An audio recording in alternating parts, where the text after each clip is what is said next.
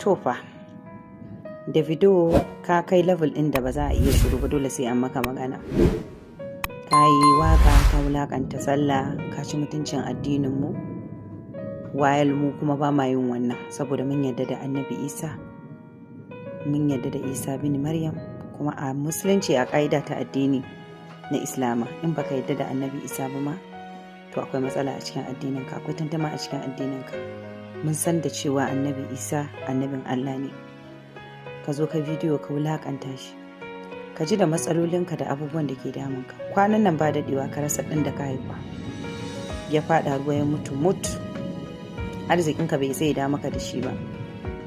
Sannan kwanan nan ake tuhuma kama da yau don ƙarawa wasu 'yan mata guda 2 cikunna, wannan duk bai dame ka ba. A'a, kwanan nan baraka bidiyo kan abin da ya shafi addinin mu, ka wulakanta mana addini. To ka wulakanta kanka ne, wala baka wulakanta addinin Islama ba, domin shi ya fi ƙarfin wulakantarwa. Kuma insha Allah in dai ba tuba kai ba, sai wutar jahannama ta lashe ka. Allah ya kiyaye. A wannan bidiyon idan kana son ka samu followers, na san mutane da yawa za su yi comment, ku yi liking bidiyon nan, ku sharing din shi. Wanda yake da interest ya duba anan, akwai mutane 15 da na yi tagging, ya je following ɗinsu, ya shiga comment section ya comment. Kana yin comment a zo a following ɗinka. Assalamu alaikum, barkanmu da warhaka, sannunmu da sake saduwa da ku a cikin wannan shirin namu mai albarka.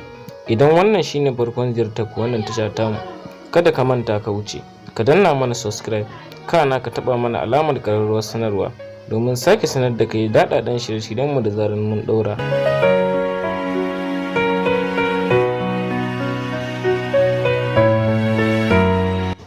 Dangane da batun mawaƙin ƙasar Najeriya wato Davido akan zarafin da ya ciwa musulmai, ya fito ya nuna cewa ya san ya yi kuskure.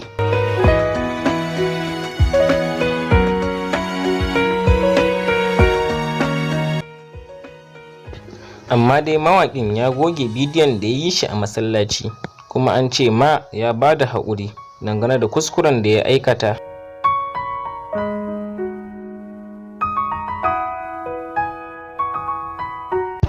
A nan za mu ƙarƙare muku shirin namu na yau, muke cewa ku haɗu da mu a wani shirin namu na gaba domin ganin me zai wakana. Mun gode.